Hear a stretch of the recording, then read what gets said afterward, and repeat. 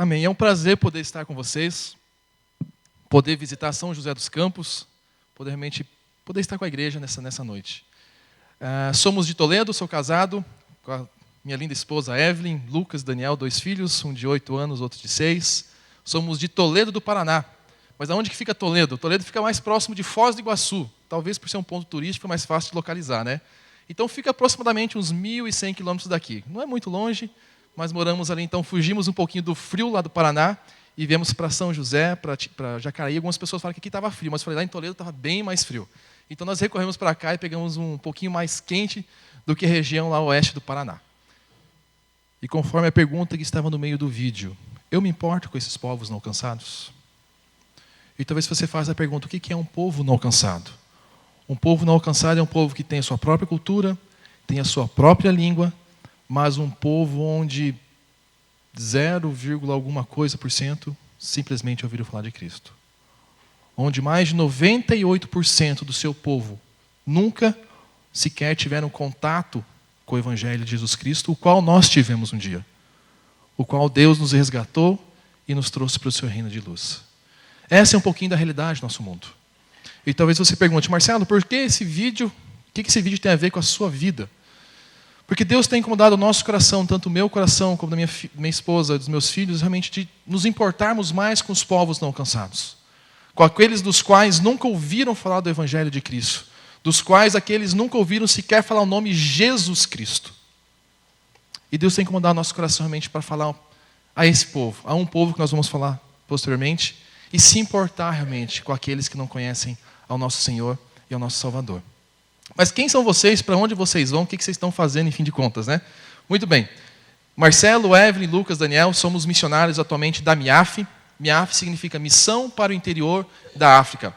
É uma agência missionária que trabalha há 115 anos no continente africano, onde conta atualmente com mais de 1.000 missionários atuando no continente africano, sejam missionários de curto prazo, onde as pessoas dedicam 1 ano, 2 anos de sua vida, como missionários também que dedicam toda a sua vida para estar servindo, principalmente entre os povos não alcançados. E a missão, o objetivo da MIAF mesmo é o quê? É implantar uma igreja cristocêntrica entre todos os povos não alcançados dentro do continente africano. E Deus, então, há muito tempo atrás, tem colocado no nosso coração em se importar com um povo não alcançado. Então, nós somos de Toledo, do Paraná, e a Evelyn, desde pequena, já teve realmente um encontro com o Salvador. Eu vim um pouco mais tarde, já com os 14, 15 anos, que isto me resgatou, me trouxe realmente para o seu reino de luz. Mas é interessante que desde a nossa conversão, desde quando Cristo realmente nos resgatou, nós temos dedicado a nossa vida ao Senhor. Desde quando éramos adolescentes, sempre participávamos de várias atividades na igreja, ministérios, retiro de crianças, acampamentos, louvor, e sempre estivemos envolvidos no ministério do Senhor. Mas nós nunca nos esquecemos que quando eu tinha 17 anos, isso lá em 1998, faz um tempinho já, Deus falou muito claro a minha vida e a vida da Evelyn, sem a gente estar namorando, sem nada. E Ele incomodou muito o meu coração sobre a questão de trabalhar com os povos não alcançados. E foi numa conferência missionária realizada lá em Toledo. E o tema da conferência era, você se importa com os povos não alcançados? E quando o preletor daquela conferência falou assim, Marcelo, você se importa com os povos não alcançados? Eu falei, Deus, é para mim esse negócio. O que eu tenho feito por aqueles que nunca ouviram falar do Senhor? E foi onde Deus começou a trabalhar no meu coração, no coração da Evelyn, sem a gente namorar, só na amizade e tudo mais. Mas foi interessante que logo após a conferência, eu falei, Senhor, eu não posso ir para o campo sozinho, tem que ter uma linda varoa ao meu lado para me acompanhar e me dar aquela força, né? E então eu descobri que a Evelyn, ela também tinha muito desejo de servir entre um povo não alcançado. Eu falei, vou conversar com ela. E é interessante que o nosso primeiro papo, vamos assim dizer, né? Desculpe a palavra, mas nossa primeira conversa não foi das mais românticas como um casal. Mas foi mais ou menos assim, a Evelyn é filha de baiana, eu digo que ela é meio arretada, é uma baixinha arretada. E ela chegou para mim e falou assim, olha, é o seguinte, eu chamei ela para conversar, eu lembro que eu trabalhava na secretaria da igreja, sentamos lá na secretaria, e ela sentou na minha frente e falou assim, olha, é o seguinte, eu tenho um chamado missionário, eu quero servir entre um povo não alcançado, de preferência no continente africano. E eu não quero ficar namorando, eu quero me casar. Rapaz, eu falei, essa baixinha é arretada mesmo, via filho de baiano. E eu engoli aquele negócio assim, falei, tomei, né, aquela força, falei, eu vou falar agora. Eu falei, olha, eu também tenho um chamado missionário, quero trabalhar entre um povo não alcançado no continente africano, e não quero namorar não, quero casar. Quando eu falei isso, a baixinha ficou doida para casar comigo. Né? Eu falei, é agora que eu vou casar e vou para a África. Né? Ela brinca que a história não é bem assim, mas 99% da história é assim, irmãos. Mas enfim, É interessante que desde quando nós começamos a namorar, o nosso propósito, nosso intuito era realmente servir ao nosso Senhor. Não simplesmente como casal, mas como família. Poder realmente espelhar e espalhar a imagem de Cristo, aonde quer que Ele nos levasse. Então, no ano seguinte, 3 anos e meio depois, nos casamos. A Evelyn fez a faculdade de enfermagem, visando usar a profissão dela para alcançar os povos. Eu fiz educação física, visando também usar o esporte como uma ferramenta, como uma ponte de chegar até o povo. E então começamos a trabalhar. Nos casamos. Eu fiz educação física, trabalhava na área de gestão empresarial na antiga Sadia, hoje BRF. E a Evelyn era gerente de enfermagem, dava aula na PUC, e tinha vários trabalhos também envolvidos. Nos casamos, ficamos o primeiro ano em Toledo, nos envolvimos na igreja, tínhamos vários ministérios. Nesse meio tempo veio o primeiro filho. E falamos, vamos criar então o primeiro filho no berço da nossa família, perto da igreja, com conforto e tudo. Mas jamais esquecemos aquilo que Deus tinha nos chamado. Marcelo e Evelyn, lembre-se dos povos não alcançados. E aquilo sempre incomodava o nosso coração. E então veio o segundo filho, Daniel. E nós estávamos em Toledo, vamos criar o segundo filho, próximo da família, perto da igreja e tudo mais. E eu nunca me esqueço que logo após que nós descobrimos que a Evelyn estava grávida do segundo filho, o pastor de nossa igreja chegou numa quinta-feira à tarde, que sabia que eu estava de folga, foi em casa. Pastor, meio de semana visitando você que o negócio está complicado. Sem avisar ainda, ficou feio. E ele chegou em casa e ele foi bem direto. E ele falou, Marcelo e Evelyn, o que vocês vão fazer com aquilo que Deus tem chamado vocês? Vocês vão levar a sério ou vocês vão jogar no lixo? E quando ele falou isso, eu olhei para a Evelyn assim, nós dois desabamos a chorar. Falou, Senhor, nós queremos te servir. Não sabemos para onde, não sabemos o que o Senhor quer, mas nós queremos colocar as nossas vidas em tuas mãos para realizar não o nosso querer, mas a tua obra. Então, após isso foi em 2009. Então, finalzinho de 2009, nós falamos, nós precisamos nos preparar também teologicamente, missiologicamente, para levar o evangelho a um povo não alcançado. Então, em 2009, comecinho de 2010, fomos para Belém do Pará, no seminário, Instituto Missionário Palavra da Vida, que existe Palavra da Vida aqui em Atibaia, e nós fomos para Palavra da Vida lá no norte, onde a ênfase realmente do seminário é missões. É realmente preparar o missionário para trabalhar num contexto transcultural. E durante esse tempo foi um tempo muito valioso. Tivemos um tempo de podermos trabalhar com comunidades ribeirinhas, trabalhamos com quilombolas, trabalhamos na região da Transamazônica também, trabalhamos em alguns assentamentos de sem terra. Tive um período de 1 mês também de sobrevivência no meio do Amazonas, morando com a comunidade ribeirinha, vivendo com eles, aprendendo os costumes deles. E realmente foi um tempo de Deus lapidar as nossas vidas, de moldar, pegar realmente aquela massa e trabalhar aos pouquinhos como um vaso nas mãos dele. Em 2013, então, terminamos o seminário, retornamos para a nossa cidade, em Toledo. E desde então nós estamos servindo a igreja lá em Toledo, servimos por 6 meses. E nesse último ano, então, nós estamos no processo de preparação de chegarmos ao campo. O que é isso? Alguns treinamentos que faltaram, algumas coisas que a própria agência exigiu de nós, e também estamos visitando igrejas para levantarmos parceiros em oração, para estarem orando pelas nossas vidas, orando pelo povo muoni também, que eu vou falar um pouquinho já, e também intercedendo realmente por isso. Mas aonde vocês vão trabalhar? Enfim, nós vamos trabalhar entre um povo chamado povo muoni. E é um povo islâmico, um povo realmente que tem o Alcorão como sua lei, mas ao mesmo tempo eles têm os costumes tribais africanos. Então a mistura do islamismo junto com o contexto africano, e que nós queremos fazer realmente levar a palavra, que os liberte e os salve, que Jesus Cristo realmente faça transformação nessas vidas. Mas eu não queria falar muito do povo, eu queria passar um vídeo que é 2 minutinhos, que vai mostrar um pouquinho quem é esse povo. E a minha oração é que vocês também se apaixonem como nós se apaixonamos por esse povo, e possam interceder para que um dia esse povo também possa glorificar o nome de Cristo. O vídeo 2, por favor.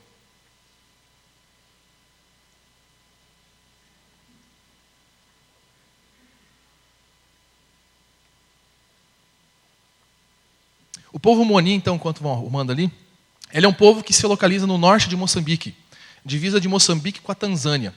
Então, agora vai, né? Localizado realmente na cidade de Pemba. E em Pemba existem aproximadamente 100 mil muonis. E desses 100 mil muonis daquela região, então, somente 10 já tiveram contato com o Evangelho. Mas vamos ver, então.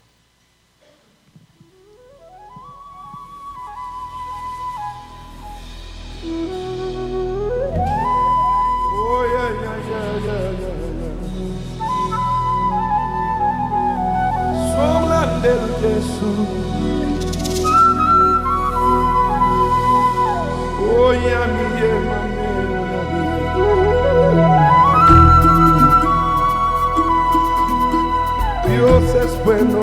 me. Oh, yeah. Yeah, yeah, yeah.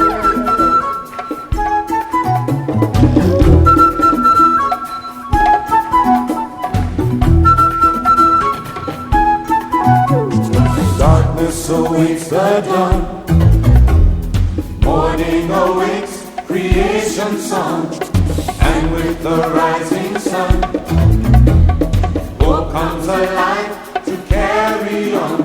The light of light is shining on, the dark of night can overcome. The light of light that burns so bright can take the wrong and make it right, make it right.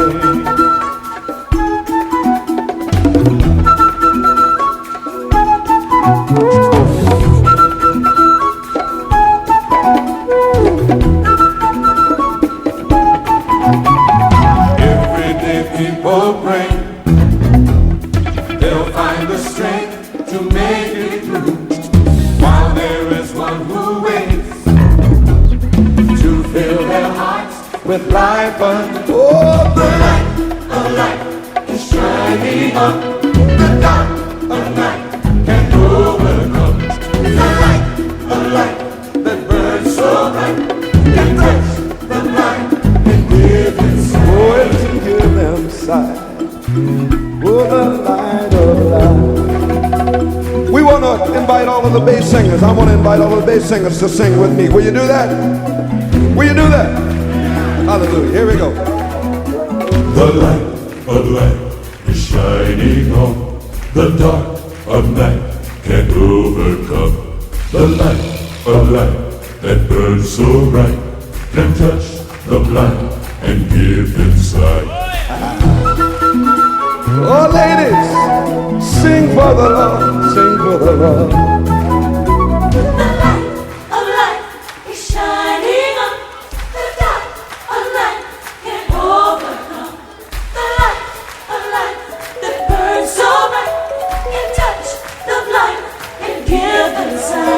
Hallelujah. Now we have a descant part. Descant, sing, sing. Shining on, overcome, burn so bright. Give everybody the light of light is shining on, the dark of night can overcome.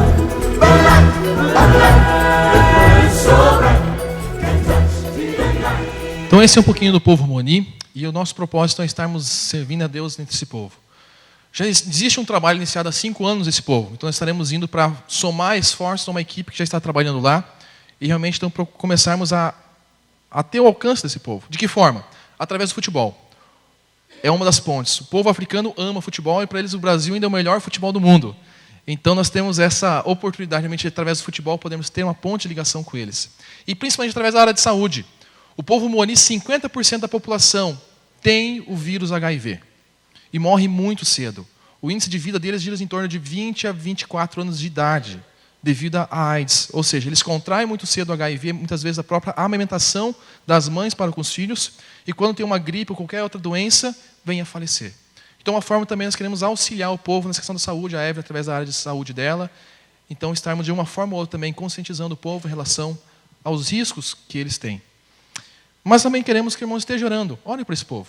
Agora que conhece um pouquinho dele, nós vamos deixar no final um cartãozinho que tem uma foto do povo, da nossa família também. Esteja lembrando de orar.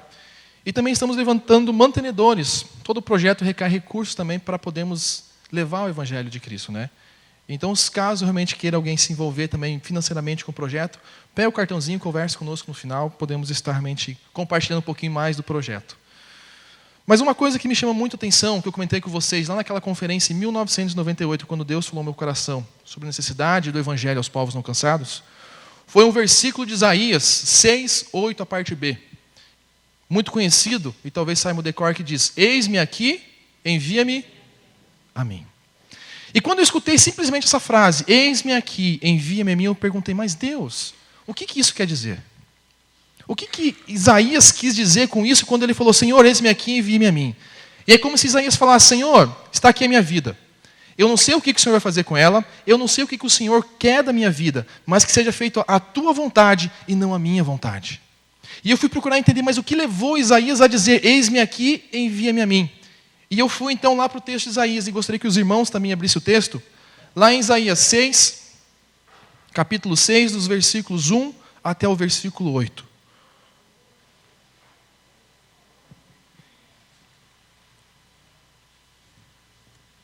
Isaías 6,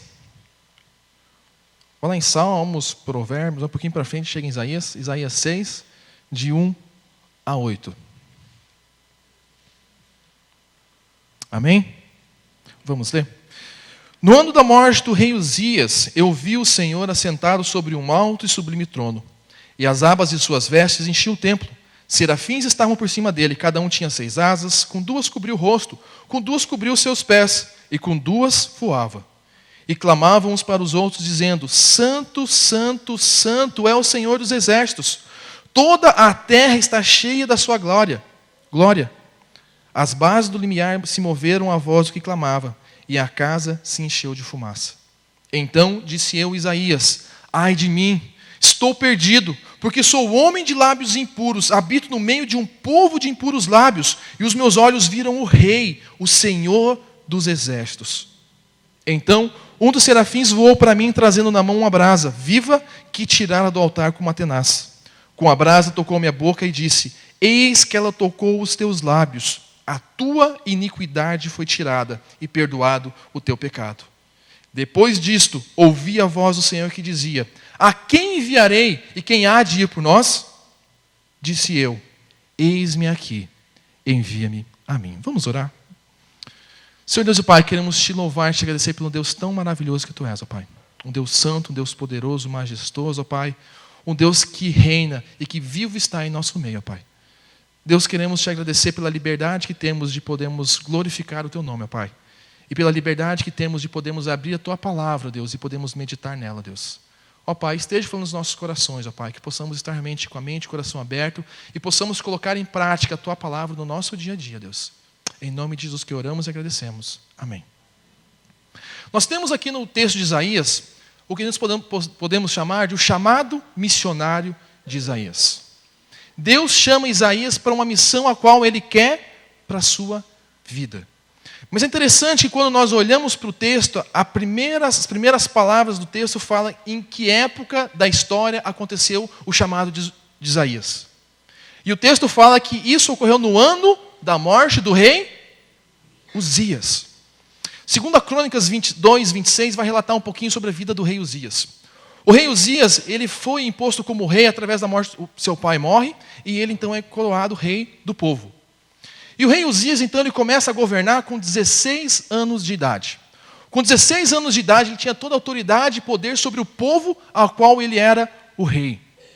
E é interessante que lá no texto de 2 Crônicas 26 vai relatar que o rei Uzias, mesmo sendo novo, mesmo sendo muito adolescente ou jovem, ele sempre procurou caminhar segundo a vontade de Deus.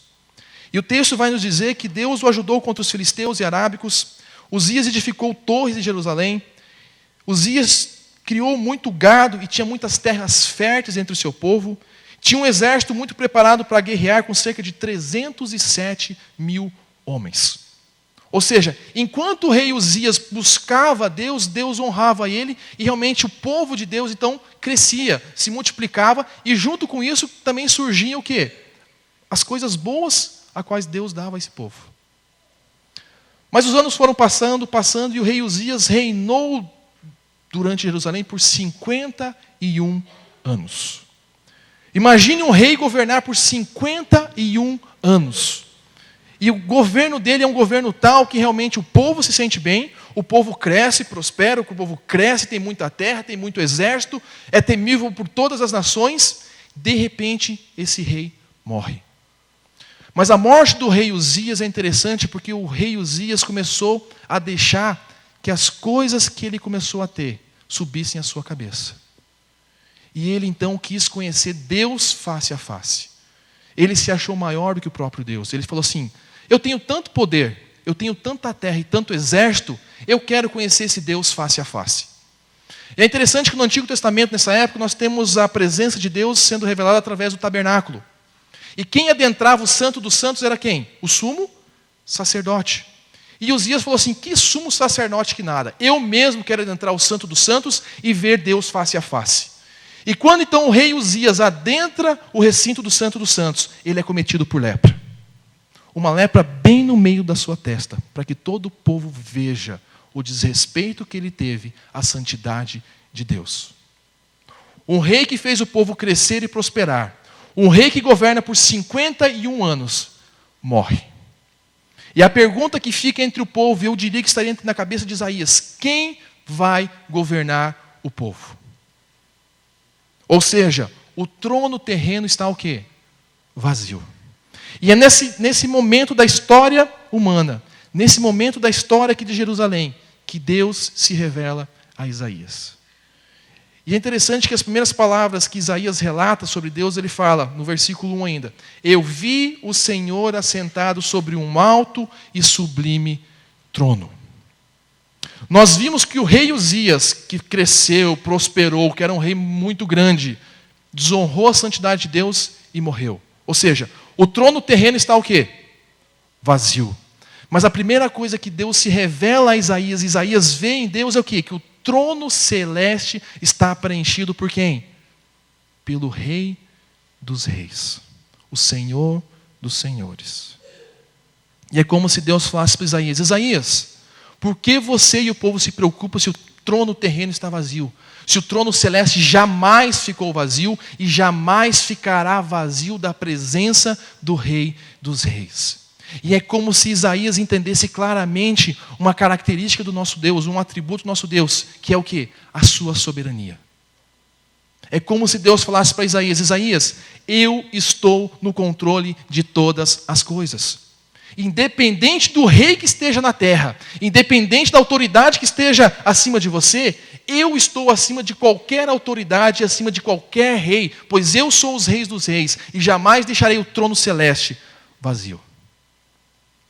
Isaías entende claramente que o nosso Deus é um Deus soberano, um Deus que está no controle de todas as coisas, onde nem sequer um fio de cabelo cai da nossa cabeça sem que Ele não saiba.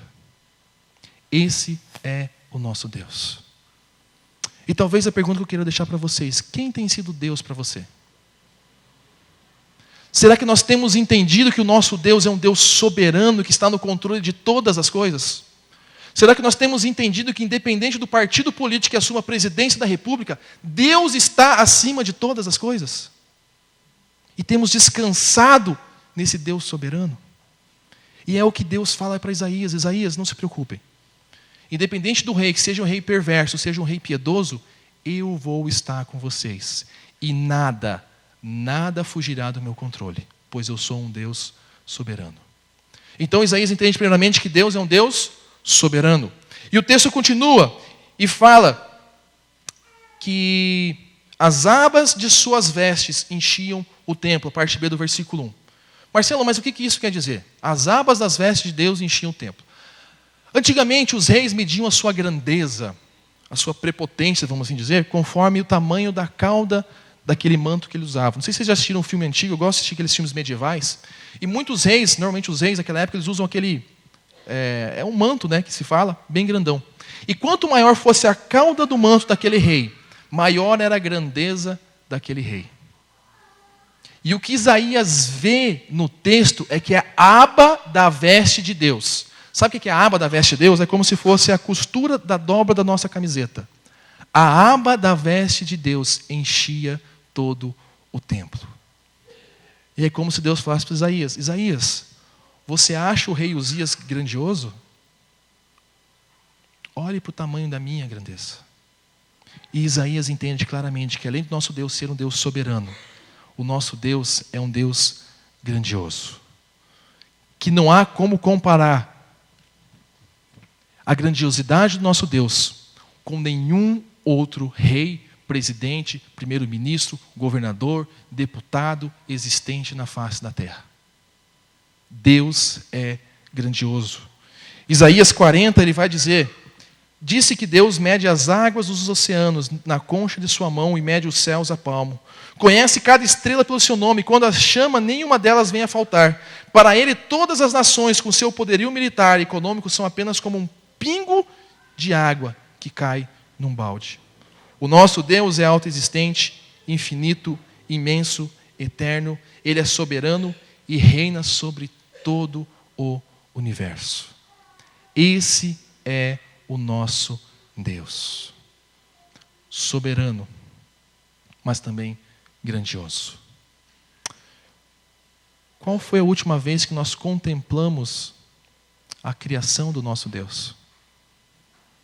Qual foi a última vez que nós olhamos para o céu estrelado e pudemos perceber, Deus, Tu és grandioso? Ou olhar para o oceano e entender que aquilo ali não é nada comparado à grandeza do nosso Deus. E Deus fala para Isaías, Isaías, eu sou muito maior e muito mais grandioso do que qualquer rei que esteja na face da terra. Então nós entendemos que Deus é o quê? Soberano, que o nosso Deus é grandioso, mas o texto não para por aí, o texto continua e fala que serafins estavam por cima dele. Cada um tinha 6 asas, com 2 cobria o rosto, e com 2 cobria os seus pés, e com 2 voava. Marcelo, que negócio é esse? Primeiro, o que é um serafim? Serafim é um ser puro, angelical e sem pecado algum. Um ser puro, um ser angelical e sem pecado algum, cobria com 2 asas o seu rosto, os seus pés, e com 2 voava, em sinal de reverência e adoração ao nosso Deus. Seres puros, sem pecado algum, entendiam quem era Deus. E por entenderem quem é Deus, glorificavam e exaltavam o seu nome. E eu volto àquela pergunta: quem tem sido Deus para as nossas vidas? Será que Ele tem sido um Deus soberano que está no controle de todas as coisas? Será que Ele tem sido um Deus grandioso, o qual realmente nós o adoramos por quem Ele é? Será que nós temos entendido que o nosso Deus, Ele é majestoso? Qual foi a última vez que nós nos chegamos aos pés da cruz e adoramos a Deus simplesmente por quem Ele é? E não simplesmente para pedirmos coisas que têm acontecido em nossa vida. E o que Deus quer, esse Deus majestoso, esse Deus soberano e grandioso, é que nós realmente o adoremos em espírito e em verdade. Hernandes Dias Lopes diz que a maior necessidade da igreja hoje é ter uma percepção da majestade de Deus em seu meio. Precisamos ter um senso da glória de Deus. É impossível ter uma visão da glória de Deus sem se humilhar ao pó. Ou seja, não tem como nós conhecermos a majestade do nosso Deus se nós não tivermos uma vida dedicada a esse nosso Deus. Se nós não procurarmos e entendermos quem é o nosso Deus. E infelizmente, muitas vezes nós tratamos Deus como, Deus é mais um, né? Está conosco, está com a gente, um amigão. Mas será que Deus é somente isso? É interessante que quando nós olhamos para o Novo Testamento, Deus se referia aos discípulos como o quê? Servos, amigos. Mas os discípulos se referiam a Jesus de que forma? Mestre, Senhor. Pois eles entendiam quem era Deus. Será que nós temos entendido quem é Deus? E o texto não para por aí. Versículo 3 nos diz: e clamavam uns para os outros, serafins, dizendo: Santo, Santo, Santo é o Senhor dos exércitos. Toda a terra está cheia da sua glória. E aqui Isaías entende mais uma característica, mais um atributo de Deus, que o nosso Deus, Ele é santo. Dizer que Deus é santo é dizer que Ele é totalmente separado do pecado. Padrão perfeito de pureza moral. E nós devemos entender que se Deus é santo, a própria palavra vai nos dizer também que nós devemos ser o quê? Santos. Buscarmos realmente nos espelharmos em quem? No seu Filho, Jesus Cristo, que veio à terra, viveu entre nós e não pecou, mas foi santo. Marcelo, nós podemos ser santos durante a terra? Não vamos ser santos somente na glória. Mas o que Deus quer de nós é a busca pela santidade. Um caminhar, ou seja, baseado na sua palavra. Um caminhar que faça as nossas ações, as nossas atitudes agradem a quem? A esse Deus soberano, a esse Deus grandioso, a esse Deus majestoso e a esse Deus santo. Mas quem tem sido Deus para as nossas vidas? Nós só podemos procurar essa santidade a partir do momento que nós entendamos que Deus é santo. E temos Ele como padrão perfeito para a nossa vida. E é como se eu perguntasse para você, você comparado com Bin Laden, você é bonzinho ou você é ruim? Ah, Marcelo, eu sou quase um querubim, um serafim, eu sou quase um santo. Mas a pergunta correta é se nós somos comparados com Jesus Cristo. Eu sou bom ou eu sou ruim? E o que Deus quer de nossas vidas é que o nosso comparativo não seja com homens pecadores. Mesmo que sejam pessoas que busquem ao Senhor a cada dia. Mas Ele quer que nosso comparativo seja com Deus soberano, grandioso, majestoso e santo. Que o nosso referencial de pessoas não sejam pecadores, mas sim um ser santo. E é isso que Deus quer para as nossas vidas. Então, Isaías entende primeiramente quem é Deus. E é interessante que, normalmente, quando nós falamos de missões, a tendência que nós temos como seres humanos é o quê? Mostrarmos primeiramente a necessidade do mundo e falar, agora você está disposto a cumprir o ID de Jesus? Mas o que Deus faz no texto de Isaías é o contrário. Deus primeiramente se revela a Isaías, para Isaías entender quem ele é, para depois mostrar a necessidade do mundo. E antes mesmo de Deus realmente mostrar a necessidade do mundo, Deus faz com que Isaías entenda quem ele é. E o versículo 6 vai nos dizer, o versículo 5 vai nos dizer, então disse eu, ai de mim, estou perdido, porque sou homem de lábios impuros e habito no meio de um povo de impuros lábios. Os meus olhos viram o Rei, o Senhor dos exércitos. A partir do momento que Isaías entende quem é Deus, Isaías entende quem ele é. E a partir do momento que Isaías entende quem Deus é, ele fala, ai de mim, estou perdido, porque sou um homem de lábios impuros.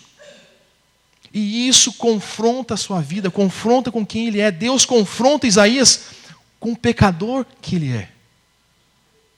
E é interessante que antes desse versículo 6 de Isaías falar, ai de mim, ele fala vários outros ais nos textos. Isaías 1,4 ele fala, ai dessa nação pecaminosa. Ele olha para o que está acontecendo em sua volta e fala, ai desses pecaminosos, vão todos para o inferno. Isaías 3,11 vai falar, ai do perverso. Isaías 5,8 vai falar, ai dos gananciosos. Isaías 5,18 vai falar, ai dos injustos, ai dos beberrões, ai dos corrompidos moralmente, ai dos soberbos, ai dos farristas. Mas quando Isaías entende quem é Deus, ele fala, ai de mim. Porque quando ele se compara a Deus, ele entende o quão falho e pecador ele é para realizar qualquer obra do Senhor. E o que Deus quer de nós, irmãos, é que nós entendamos quem é Deus, para podermos nos compreender quem nós somos. João Calvino nos diz que o homem não reconhece quão grande é a sua imperfeição, enquanto não se compara com a majestade do nosso Deus.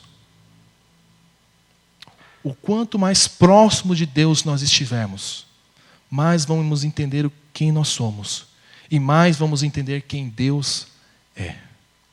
E essa é a caminhada da santidade. Quanto mais próximo, melhor entenderemos a nossa imperfeição. E melhor entendermos nossa imperfeição, nós podemos trabalhar para realmente nos tornarmos o quê? Cada dia melhor e mais santo, conforme não a nossa vontade, mas conforme a vontade do nosso Pai. Então Isaías entende quem Deus é. Isaías entende quem Ele é. E a partir do momento então que Isaías entende quem Ele é, Deus o perdoa. E o texto vai nos dizer então no versículo 6. Então um dos serafins voou para mim, trazendo na mão uma brasa viva que tirara do altar com uma tenaz. Com a brasa tocou minha boca e disse, eis que ela tocou os teus lábios, a tua iniquidade foi tirada e perdoado o teu pecado. Isaías entende quem Deus é. Isaías entende quem Ele é.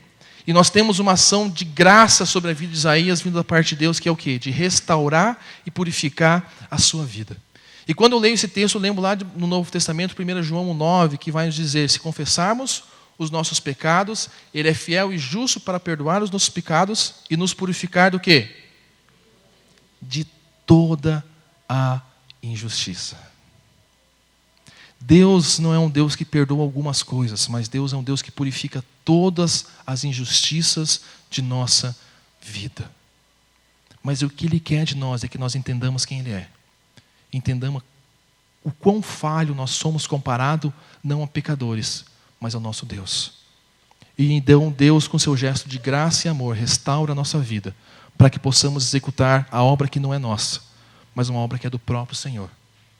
Uma obra a qual Ele nos concede o privilégio de podermos testemunhar do seu amor àqueles que não conhecem a Cristo. Então Isaías entende quem é Deus, Isaías entende quem Ele é. Deus, no gesto de graça, restaura a vida de Isaías. E somente então aí, Deus fala com Isaías e chama ele para a realidade e necessidade do mundo. Versículo 8 vai dizer então: depois disto ouvi a voz do Senhor que dizia: a quem enviarei? E quem há de ir por nós? E essa é uma pergunta que Deus faz não somente para Isaías, mas é uma pergunta que Deus faz a cada um de nós essa noite. A quem enviarei? E quem há de ir por nós? Talvez você me pergunte: Marcelo, mas para onde? Talvez eu não conheça a necessidade desse mundo. Hoje existe 2,5 bilhões de pessoas não alcançadas no mundo, que nunca ouviram falar do Evangelho de Jesus. 8 mil povos não alcançados. 4.500 línguas sem tradução da Bíblia, sem nem sequer nenhuma porção da palavra do Senhor. 100 milhões de crianças vivendo nas ruas, onde para cada 5 nascidas, 2 são abortadas. 19 milhões de refugiados por causa das guerras e dos conflitos. 22 milhões de prostitutas espalhadas pelo mundo e pela cidade de São José dos Campos. 520 milhões de favelados em condições subhumanas. 118 tribos indígenas brasileiras sem nenhuma presença missionária. 85 mil pessoas morrem diariamente sem nunca ter ouvido falar o nome Jesus Cristo. A quem enviarei e quem há de ir por nós? Talvez você fale: Marcelo, mas essa é uma realidade muito distante. Deus não tem me chamado para servir lá no continente africano como tem chamado você, a Evelyn, como tem chamado tantos outros missionários. Mas a quem há de ir por nós? A quem enviarei, quem há de ir por nós, por exemplo, a cada local de trabalho aqui representado nessa noite? Onde pessoas não conhecem a Cristo. Onde pessoas realmente vivem afastadas do Evangelho de Cristo. A quem há de ir por nós a cada universidade da cidade de São José dos Campos? A quem há de ir as crianças e adolescentes de cada escola da nossa cidade? A quem há de ir aos enfermos que estão falecendo nos hospitais sem ter a oportunidade de falar de Cristo?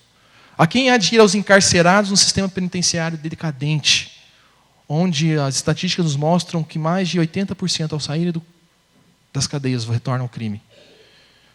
A quem há de ir a cada lar representado essa noite? A quem há de ir aos marginalizados que ficam encostados pelas ruas das cidades? Ou aos drogados que roubam e matam para sustentarem o seu próprio vício? A quem enviarei e quem há de ir por nós a essas necessidades? Isaías entende quem é Deus. Isaías entende quem Ele é. Deus restaura e perdoa os seus pecados. Mas Deus também chama Isaías para realizar a obra que é dele. E talvez a nossa tendência seja dizer: mas missões é para missionário, pastor, presbítero, diácono. Mas quando nós olhamos para Atos 1:8, quando nós olhamos para Mateus 28, de 18 a 20, nós entendemos que a grande comissão do Senhor é para todo aquele ao qual um dia Ele resgatou e trouxe do reino das trevas para o reino da luz. Todo aquele que um dia teve encontro salvador com Cristo deve anunciar Jesus Cristo àqueles que não conhecem a Cristo. E isso não é o Marcelo que está falando, mas a própria palavra nos diz isso. Basta olhar em Mateus 28. Ide, portanto, fazei o quê? Discípulos. Mas é interessante quando nós olhamos o versículo anterior, 18, é porque toda a autoridade, todo o poder foi dado a quem? A nós? Não, a Jesus. E Ele, com toda a autoridade e poder nos céus e na terra, nos capacita para que possamos exercer a obra dEle. E é mais interessante que o último versículo da grande comissão ele vai falar que Ele estará conosco todos os dias, até a consumação dos séculos. Ou seja, independente de onde você esteja, independente da situação que você for passar, independente dos perigos que você vai correr para professar o meu nome, saiba que eu tenho toda a autoridade e poder e eu estarei com você todos os dias e jamais te desampararei, porque eu sou um Deus poderoso sobre os céus e sobre a terra. Quem tem sido Deus para as nossas vidas? Quem tem sido Deus para a minha vida e para a sua vida? E então, depois de Isaías entender tudo isso, de Isaías entender quem é Deus, entender quem Ele é, de ser confrontado, perdoado, ser chamado, ele fala: Senhor, eis-me aqui, envia-me a mim. Mas é interessante que nós notarmos que foi um processo na vida dele. Não foi simplesmente falar: Senhor, vou fazer a tua obra. Não. Antes, entenda quem é o dono dessa obra. Entenda quem é o rei desse reino. John Piper fala que missões existem porque adoração não existe. Porque se realmente nós fôssemos adoradores verdadeiros, em espírito e verdade, que adorassem e glorificassem ao Pai, a atitude, a consequência dessa vida de adoração seria o quê? Fazer missões. Jesus nos fala: ame a Deus de todo o seu coração, de todo o seu entendimento, de toda a sua alma. E o segundo mandamento é o quê? Ame ao. E quando Jesus fala ide, é a gente sair da nossa zona de conforto. É a gente cruzar fronteiras, não fronteiras territoriais, ou assim, geográficas, mas fronteiras onde nós temos que sair do nosso quadrado da igreja e irmos lá fora a anunciar o nome de Cristo. E talvez a pergunta que eu queria deixar para vocês essa noite: será que nós estamos dispostos a dizer: Senhor, eis-me aqui, envia-me a mim? E lembra que eu comentei lá no começo, quando Isaías fala: Senhor, eis-me aqui, envia-me. Ele fala: Senhor, eu não sei para onde você vai me mandar. Eu não sei se vai ser lá para a África, Ásia, Coreia. Eu não sei para onde vai ser. Eu não sei se vai ser para o meu colega de trabalho amanhã onde eu trabalho. Eu não sei se vai ser para um colega de faculdade amanhã na minha faculdade. Mas o que eu quero fazer, Senhor, é fazer a tua obra. Que não seja feita a minha vontade, mas que seja feito o quê? O teu querer e a tua vontade. John Piper também diz que onde a paixão por Deus é fraca, o zelo pelas missões será fraco. Como pode ser o emissário do grande Deus aquele que não tremeu diante dele com assombro jubiloso? O entusiasmo pelo reino está esquecido porque há muito pouco entusiasmo pelo rei. Se missões não têm acontecido no nosso meio, se missões não têm sido realmente algo que enriquece o nosso coração e que nos leva a levar o evangelho, provavelmente é porque nós temos esquecido de quem é o rei desse reino. É porque nós temos esquecido quem é o autor e consumador da nossa fé. Porque quando nós entendemos quem é Deus, não tem como nós nos calarmos e ficarmos quietos. Mas o desejo do nosso coração e do Senhor é que nós falemos e anunciemos o evangelho de Cristo.